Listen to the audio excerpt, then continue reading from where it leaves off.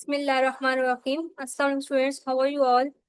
So in today's class, we are going to start our lesson number 4, that is Introduction to Key Concept in Phonetic and Phonology, Part 2, ठीक है? इसका topic number 19 देखें, experimental phonetics and phonology. सबसे पहले हम लोग experimental phonetic and phonology को देख लेते हैं कि इसका बेसिकली मीनिंग होता है कि experimental phonetic and phonology use instrumental and empirical methods to study the physical aspect of speech production and perception and the sound pattern of languages। ठीक है, यानी कि एक्सपेरिमेंटली जो है ना, इंस्ट्रूमेंट्स यूज करके, एम्पेरिकल मेथड्स यूज करके, ठीक है, स्टडी करना physical aspect of speech production की, किस तरह से जो है स्पीच प्रोड्यूस हो रही है, आगे उसकी परसेप्शन हो रही है। ठीक है, यानी कि एक्सपेरिमेंट के थ्रू इनको स्टडी करना, that is experimental phonetic and phonology. ठीक है, although quite a lot of the work done in phonetic is descriptive and some is prescriptive। Descriptive में आ जाता है, यानी कि किस तरह से डिफरेंट लैंग्वेजेस को जो है ना प्रोनाउंस किया जाता है, एक्सेंट्स को प्रोनाउंस किया जाता है। जबकि प्रेस्क्रिप्टिव मीन्स के stating how they ought to be pronounced, यानी कि इस चीज को स्टेट करना, इस चीज एक्सप्लेन करना है कि के डिफरेंट लैंग्वेज एक्सेंट को किस तरह प्रोनाउंस करना चाहिए। ठीक है, तो ये इनमें डिफरेंस है। Yet an increasing amount of phonetic research is experimental aimed at the development and scientific testing of hypothesis, यानी कि ज्यादातर जो काम किया गया है फोनेटिक्स में वो क्या है, रिसर्च बेस्ड है, यानी कि एक्सपेरिमेंटल बेस्ड काम किया गया है। एक्सपेरिमेंटल फोनेटिक इज क्वांटिटेटिव, यानी वो क्वांटिटेटिव है, यानी कि न्यूमेरिकल मेजरमेंट क्या करती है, बेस्ड करती है। Nowadays, experimental research is carried out in all field of phonetics, for example, in the articulatory field। कह रहे हैं कि आज के जो प्रेजेंट का जो हमारा टाइम चल रहा है, इसमें जो फोनेटिक में ज्यादातर जो काम हो रहा है, वो एक्सपेरिमेंटल रिसर्च जो है वो तकरीबन ऑल फील्ड्स ऑफ फोनेटिक में जो है वो यूज की जा रही है। जैसे कि आर्टिकुलेटरी फील्ड में देखें कि जो है वही मैयर एंड स्टडी, हम लोग मैयर करते हैं, इस चीज को स्टडी करते हैं किस तरह से स्पीच जो है प्रोड्यूस हो रही है हमारे माउथ से। ठीक है, किस तरह से हम लोग अपने टीथ को, लिप्स को, अपनी टंग को यूज करते हुए हम लोग किस तरह से डिफरेंट साउंड्स प्रोड्यूस कर रहे हैं। ठीक है, तो ये हर चीज में एक्सपेरिमेंटल रिसर्च जो है वो की जा रही है। सिमिलरली अकॉस्टिक फील्ड में जो हम लोग एग्जामाइन करते हैं relationship between articulation and the resulting acoustic signal. ठीक है, और physical properties of speech sounds को जो है हम लोग स्टडी करते हैं, यानी कि उसकी फ्रीक्वेंसी होगी, उसकी पिच हो गई। फाइनली और ऑडिटरी फील्ड में हम लोग क्या करते हैं कि परसेप्चुअल टेस्ट करते हैं कि किस तरह से जो है वो साउंड जो है ह्यूमन के ईयर तक पहुंचता है, और फिर ब्रेन उसको किस तरह से जो है ना उस मैसेज को इंटरप्रेट करता है। तो इस पैराग्राफ में ये बताया गया कि फोनेटिक्स की तकरीबन हर फील्ड में जो है वो एक्सपेरिमेंटल रिसर्च की जाती है। कि आप इसको जस्ट एक बार रीड कर लें, ऐसा जितना ये इम्पोर्टेंट नहीं है। ओके, नेक्स्ट देखें कि ये इम्पोर्टेंट है, आप लोगों का शॉर्ट में भी आ सकता है, आपने करना है कि Peter Ladefoged explore the following 3 areas of experimental phonetics in 1967। ठीक है, डेट भी इम्पोर्टेंट है, एंड साथ ही आपने ना इसकी 3 ये याद करें कौन कौन से एरियाज में उसने एक्सपेरिमेंटल जो है रिसर्च की थी। Stress in respiratory activity, nature of vowel quality and perception and production of speech. ठीक है, तो ये 3 एरियाज थे। Next, generative phonology, very important topic. ठीक है, from paper point of view, so आप इसको अच्छे से समझने। ओके, इसको हम लोग रीड करते हैं कि 1960 में जो स्टडी ऑफ फोनोलॉजी थी ना, वो क्या हो गई थी, बहुत ज्यादा चेंज हो चुकी थी। उससे पहले जो थे ना फोनोलॉजिस्ट जो थे वो सिर्फ फोनीम की जो है ना उस पर फोकस करते थे। ठीक है, उनके उसको फाइंड आउट करने में, उसकी स्टडी पे फोकस करते थे, यानी कि सिर्फ स्मॉलेस्ट यूनिट जैसे हो गया पास साउंड, पास साउंड, इनको स्टडी करने पे सिर्फ वो फोकस करते थे, बाकी वो किसी चीज को तो नहीं देखते थे ऐसा। लेकिन फिर क्या हुआ कि दो लिंग्विस्ट नॉम चॉम्स्की और मॉरिस हेल ने इस चीज को नोटिस किया कि ये अप्रोच जो है ना इनफ नहीं है।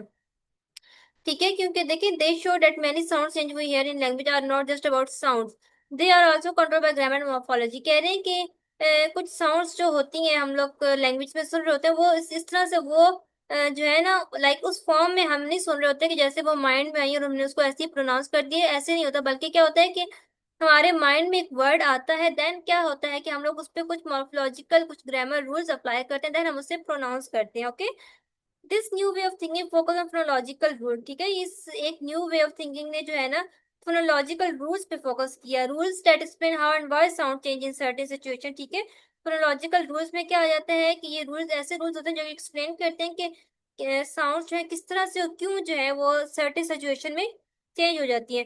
दीज इंक्लूड्स चेंजेस इंक्लूड, यानी कि अकॉर्डिंग टू सिचुएशन हम लोग क्या करते हैं, सब्स्टिट्यूशन भी करते हैं वर्ड में, डिलीशन भी करते हैं, इंसर्शन भी करते हैं, ठीक है। सब्स्टिट्यूशन का मीनिंग है कि यानी कि हम लोग एक साउंड को रिप्लेस कर देते हैं किसी अदर साउंड से। डिलीशन में क्या होता है कि हम लोग किसी एक वर्ड को डिलीट करके उसको उसकी जगह दूसरा वर्ड भी यूज करते हैं, जिसको रिमूव कर देते हैं। इंसर्शन में क्या होता है कि एक न्यू साउंड हम लोग ऐड कर देते हैं। To explain this rules clearly, इन रूल्स को क्लियरली एक्सप्लेन करने के लिए जो लिंग्विस्ट उन्होंने क्या किया कि मैथ लाइक स्टाइल में लिखना शुरू कर दिया। मैथ लाइक स्टाइल यानी कि फॉर्मूलाज उन्होंने यूज करना शुरू कर दिया। मैं आपको यहाँ पे एग्जांपल देती हूँ, जैसे हमारे पास प्रेजेंट इंडेफिनिट टेंस है, ठीक है। अब क्या होता है कि बुक्स में इसके एक उन्होंने स्ट्रक्चर फॉर्मूला दिया होता है बच्चों को समझाने के लिए कि इसका जो स्ट्रक्चर होगा वो कैसे होगा, कि सब्जेक्ट आएगा प्लस हेल्पिंग वर्ब आ जाएगा, ठीक है। ठीक है, सॉरी, इसमें प्रेजेंट इंडेफिनिट टेंस में तो हमारे पास हेल्पिंग वर्ब नहीं होता ना, क्या होता है, सब्जेक्ट होता है, देन हमारे पास आ जाता है इसमें वर्ब की फर्स्ट फॉर्म, ठीक है, प्लस एस और ईएस आ जाता है, देन क्या आ जाता है, ऑब्जेक्ट आ जाता है, ठीक है। ये हमारे पास प्रेजेंट इंडेफिनिट का स्ट्रक्चर है। तो उन्होंने इस तरह से मैथ लाइक स्टाइल में उन्होंने क्या किया कि लिखना शुरू कर दिया, ठीक है, like formula. Famous example of this, इसकी जो फेमस एग्जाम्पल है वो चॉम्स्की और हेल की एक बुक है जो कि जिसका नेम है साउंड पैटर्न ऑफ इंग्लिश, ठीक है। इसमें सारे इंग्लिश के साउंड पैटर्न थे उनको लिखा गया था, और ये बुक उन्होंने लिखी थी 1968 में। ये इंपॉर्टेंट है फॉर एमसीक्यूज आपके लिए, आपके, ठीक है। नेक्स्ट देखें कि ये चार थेरीज हैं जो कि जनरेटिव फोनोलॉजी फोनोलॉजी में से क्या होती हैं, निकलती हैं, ग्रू आउट होती हैं। Auto segmental phonology, metrical phonology, lexical phonology and optimality theory, ठीक है। आगे आप इनकी डिटेल पढ़ना चाहें तो पढ़ सकते हैं, ये जस्ट आपकी इन्फॉर्मेशन के लिए, बाकी आपके हैंड में ये नहीं दिया हुआ, ठीक है। तो अगर आप इसको छोड़ भी दें तो कोई इतना इशू नहीं है। ओके, लास्ट में इसको देखेंगे, इसके एक लाइक कंक्लूजन आप समझ लें, समराइजेशन समझ लें इसकी जनरेटिव फोनोलॉजी की, कि ये जनरेटिव फोनोलॉजी जो है बेसिकली हमारे पास एक्सप्लेन करता है कि किस तरह से साउंड जो है वो प्रोड्यूस होती है, ठीक है, हमारे माइंड में एक अपनी एक एब्स्ट्रैक्ट फॉर्म के साथ हमारे माइंड में किस तरह से वो प्रोड्यूस होता है। वर्ड जो है हमारे माइंड में, फिर उस पर हम लोग किस तरह से रूल्स अप्लाई करके उसको चेंज करते हैं अपने रियल प्रोनाउंसिएशन में। जैसे एग्जाम्पल देंगे, वर्ड इलेक्ट्रिक, हमारे माइंड में वर्ड आया इलेक्ट्रिक, ठीक है, उसको हमने इलेक्ट्रिसिटी में चेंज कर दिया, प्रोनाउंसिएशन उसकी चेंज कर दी बिकॉज ऑफ फोनोलॉजिकल रूल, ठीक है। हमारे माइंड में वर्ड इलेक्ट्रिक आया तो फिर हमें हमें सेंटेंस में अपने सिचुएशन के अकॉर्डिंग में इलेक्ट्रिसिटी जरूरत था, तो हमने उसको चेंज कर दिया इलेक्ट्रिसिटी में। किस तरह से चेंज किया, हमने उस पर फोनोलॉजिकल रूल्स को अप्लाई कर दिया, ठीक है। आई होप सो कि आपको समझ आ गया कि आप इसकी यहाँ से डेफिनेशन कर सकते हैं, ठीक है। ये एक एग्जाम्पल आपने कर लेनी है, बाकी ये फोर जो है ना थेरीज के नेम्स आपने याद करने हैं। बाकी आपका ये इंपॉर्टेंट है एमसीक्यूज के लिए, चॉम्स्की और हेल ने जो बुक लिखी थी the sound pattern of English, इसका नेम भी याद करना है, उसकी डेट भी याद करनी है। बाकी ऊपर से कुछ एक दो पॉइंट्स कर लें तो आपका क्वेश्चन जो है वो हो जाएगा। ओके, टॉपिक नंबर 21 आपने लेसन 3 से करना है, क्योंकि जैसे मैं आपको पहले बताया था कि डिफिकल्ट वर्ड्स लिखे होते हैं, डिफरेंट डिफरेंट जनरेशंस लिखे होते हैं, तो फिर स्टूडेंट्स कंफ्यूज हो जाते हैं, सो आप ये उधर से ही कर लें। ओके, नेक्स्ट हमारे पास आ जाता है स्पीच प्रोडक्शन का टॉपिक, ठीक है। स्पीच प्रोडक्शन नाम से पता चल रहा है कि स्पीच किस तरह से प्रोड्यूस होती है, उसका सारा प्रोसेस बताना है। अच्छा अच्छा, सबसे पहले मैं आपको एक इसका कॉन्सेप्ट देती हूँ, आप ना इसको अच्छे से सुने और आप उस कॉन्सेप्ट को अपनी वर्डिंग में लिख लें बस। बाकी यहाँ पे वही चीज लिखी हुई है, बस थोड़ा सा क्या है कि डिफिकल्ट वर्ड यूज किए गए हैं, थोड़ा सा उसको एक मुश्किल वे में लिखा गया, तो मैं आपको इजी वे में समझाती हूँ, तो आप लोग अपनी वर्डिंग में उसको जस्ट लिख लें। ओके, यहाँ पे बताया गया है कि जो स्पीच प्रोडक्शन का प्रोसेस है ना वो बेसिकली 4 स्टेप्स पे जो है कंसिस्ट करता है, ठीक है। इसमें पहला स्टेप आता है respiration, second is phonation, third is articulation and the fourth one is resonance, ठीक है। ये चारों क्या वो कॉन्सेप्ट दूंगी, आपने याद रखना है, क्योंकि ये सेपरेटली भी पूछ सकते हैं और आपसे 5 मार्क्स का क्वेश्चन भी पूछ सकते हैं कि स्पीच प्रोडक्शन का प्रोसेस किस तरह से होता है। ओके, रिस्पायरेशन में, अच्छा, ये हमारा स्पीच प्रोडक्शन का प्रोसेस है कि किस तरह से जो है कोई वर्ड या कोई साउंड या जो भी हम लोग बोलते हैं वो किस तरह से प्रोड्यूस होता है। सबसे पहला प्रोसेस रिस्पायरेशन आ जाता है। इसमें क्या होता है कि सबसे पहले speech begins with the flow of air from the lungs, ठीक है। सबसे पहले स्पीच स्टार्ट कहाँ से होती है, फ्लो ऑफ एयर से, जो कि हमारे लंग्स में से आता है, ठीक है। द लंग्स पुश एयर, जो हमारे लंग्स हैं वो एयर को पुश करते हैं through trachea to provide the energy needed for sound, ठीक है। हमारे जो लंग्स है वो एयर को पुश करते हैं, जो कि फिर एक एनर्जी प्रोवाइड करती है साउंड के लिए। पहला स्टेप हो गया। सेकंड स्टेप देखिए, फोनेशन। फोनेशन में होता है यानी कि वॉइस प्रोडक्शन। अब क्या होगा कि लंग्स ने जो है एयर को क्या किया, बाहर निकाला, ठीक है, यानी कि गोइंग आउट एयर हुई। फिर क्या हुआ कि एयर जो है वो हमारे लर्नेक्स में से गुजर के, लर्नेक्स बेसिकली हम लोग उर्दू में अगर आपको समझाऊं तो हलक को कहते हैं, ठीक है। तो फिर एयर क्या होता है कि हमारे लर्नेक्स में से गुजर के आती है और लर्नेक्स में हमारे वोकल फोर्स होते हैं। उस एयर की वजह से हमारे वोकल फोर्स जो है वो वाइब्रेट करते हैं और उसी प्रोसेस को हम लोग फोनेशन कहते हैं, ठीक है। यानी कि एयर हमारे लर्नेक्स में से पास आउट होती है जिसकी वजह से वोकल फोर्स की वाइब्रेशन होती है और इसी प्रोसेस को हम लोग फोनेशन कहते हैं। सेकेंड स्टेप हो गया। अब थर्ड स्टेप में क्या होता है कि एयर पास आउट होके आ गई हमारे लैरिंक्स में से, हमारे वोकल फोर्ड वाइब्रेट हुए। अब थर्ड स्टेप में क्या होगा कि the air stream is modified by articulators, ठीक है। कि जो एयर स्ट्रीम है वो उसको वो मॉडिफाई होके हमारे आर्टिकुलेटर से, आर्टिकुलेटर्स क्या होते हैं, आर्टिकुलेटर्स हमारी आगे टंग आ गई, ठीक है, हमारे लिप्स आ गए, हमारे टीथ आ गए, ठीक है, एल्व्यूलर रिज आ गया हमारे पास। ये आप जस्ट नेम इसको याद रखें, एल्व्यूलर रिज का आगे जाके मैं आपको समझाऊंगी कि एल्व्यूलर रिज बेसिकली हम किसको कहते हैं, ठीक है। तो ये सारे हमारे पास हमारे आर्टिकुलेटर्स आ गए जो कि हमारी स्पीच प्रोडक्शन में यूज होते हैं। क्या कह रहे हैं कि फिर आर्टिकुलेशन में होता है कि ये सब स्पीच को क्या करते हैं, मॉडिफाई करते हैं, यानी कि ये अपनी पोजीशंस को चेंज करते हैं, एक दूसरे के जो है अगेंस्ट रिमूव करते हैं और एक गेस्चर बनाते हैं। जो भी साउंड होती है प्रोड्यूस करनी होती है उसके अकॉर्डिंग एक गेस्चर बना लेते हैं और फिर क्या होता है कि वो साउंड प्रोड्यूस होता है, ठीक है। This create different sound like vowels and consonants, ठीक है। तो फिर वॉवल या कॉन्सोनेंट जो भी होता है वो क्या होता है, प्रोड्यूस होता है। The last step is resonance. Resonance में हम लोग देखें क्या होता है कि sound are further shaped as the resonate in the oral और नेजल कैविटी, ठीक है। रेजोनेंस प्रोसेस में क्या होता है कि जो साउंड है वो फर्दर शेप होती है, यानी कि अब देखिए ये आर्टिकुलेटर ने उसको क्या कर दिया, मॉडिफाई कर दिया। उसके बाद अब क्या होता है कि दो आगे मतलब ऑप्शंस होते हैं, एक होता है ऑरल, एक होता है नेजल, ठीक है। अब वो साउंड तो मॉडिफाई होकर दिया, टंग ने, लिप्स, टीथ, इन सब ने मिलकर उसको मॉडिफाई कर दिया। तो उसके बाद क्या होगा कि अब देखें कि वो जो एयर थी जो लंग्स ने प्रोड्यूस की वो हमारे लर्निंग में से गुजर के आई, ठीक है। उसके बाद उनको आर्टिकुलेटर्स ने क्या किया, मॉडिफाई। उसके बाद अब वो एयर जो है वो आया कि हमारे माउथ में से गुजरी है, यानी कि ऑरल है या नेजल है, ठीक है। तो वो रेजोनेंस में आ जाता है कि फर्दर शेप करती है साउंड्स को, यानी कि वो जो साउंड है वो ऑरल है या नेजल है, यानी कि अगर हमारे माउथ में से एयर पास आउट होगी तो वो हमारे पास ऑरल साउंड होगा, और अगर हमारे नाक में से आवाज बाहर आ गई तो वो हमारे पास नेजल साउंड होगा। तो सिंपली ये हमारे पास स्पीच प्रोडक्शन का जो है प्रोसेस होता है। जो मैंने आपको बताया आप उसे अपनी वर्डिंग में लिखते हैं तो जो है ये आप लोग का टॉपिक कंप्लीट है। बाकी यहाँ से अगर कोई पढ़ना चाहे तो पढ़ सकते हैं, लेकिन यहाँ पे थोड़ी सी डिफिकल्ट वर्डिंग है तो इसलिए। नेक्स्ट आप देखें एयर स्ट्रीम प्रोसेस, ओके। देखिए the air stream process include all the ways of pushing air out that provide energy for speech. कह रहे हैं कि जो एयर स्ट्रीम का प्रोसेस होता है उसमें जितनी भी एयर को पुश आउट करने की वेज है वो सारी इसमें इंक्लूड होती हैं जो कि स्पीच प्रोडक्शन के लिए एनर्जी प्रोवाइड करती हैं। फोनेशन प्रोसेस जो फोनेशन प्रोसेस है is the name given to the action of the vocal force, ठीक है। यानी कि वोकल फोर्स का जो एक्शन है उसको ये नाम दिया गया है फोनेशन।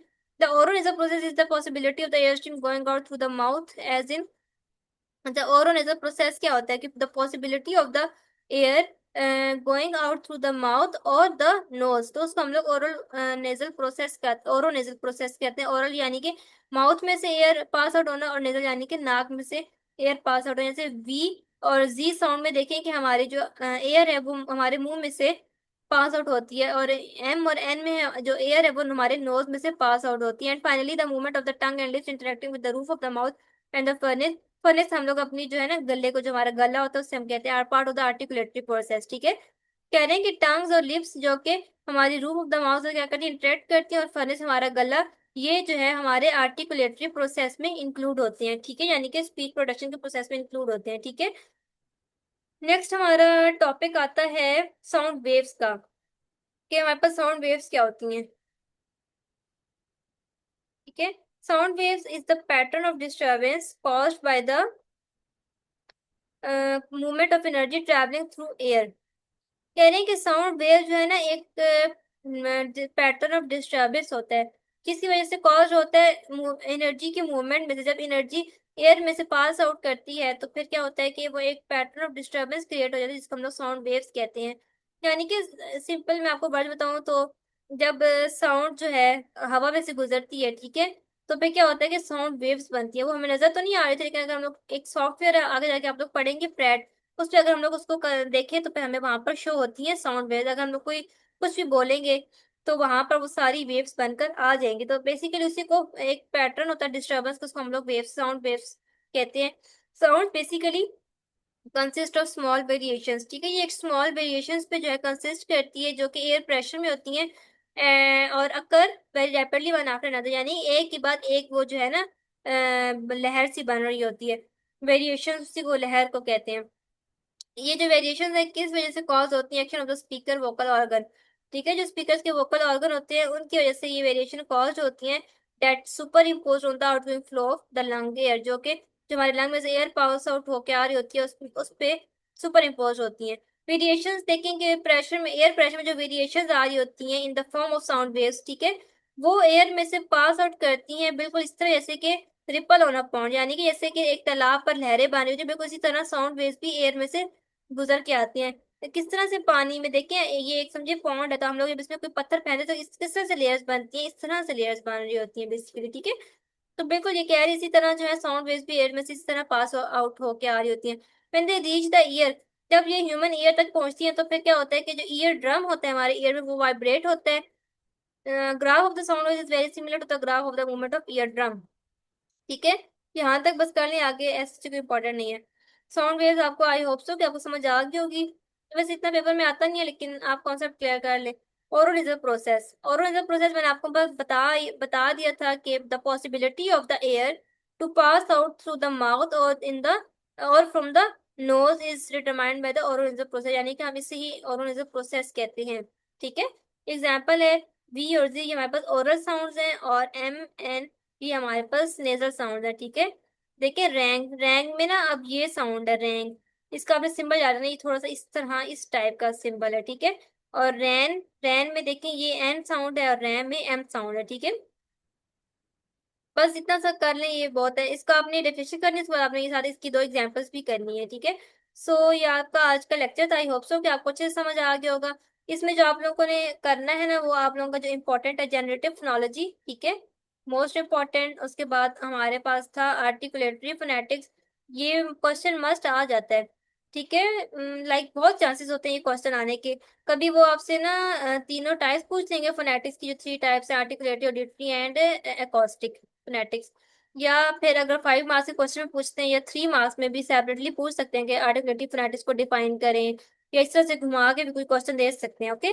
सो आपने इसको अच्छे से करना है, जनरेटिव फोनोलॉजी, आर्टिकुलेटरी फोनेटिक्स, उसके बाद ओरोनैजल प्रोसेस, ठीक है, ये आपने अच्छे से करना है। बाकी आपने ये 4 नेम्स जो हैं इनको अच्छे से करने हैं, ठीक है। इंशाल्लाह कल हम लोग अपने नेक्स्ट लेक्चर में मिलेंगे, तब तक के लिए अल्लाह हाफिज।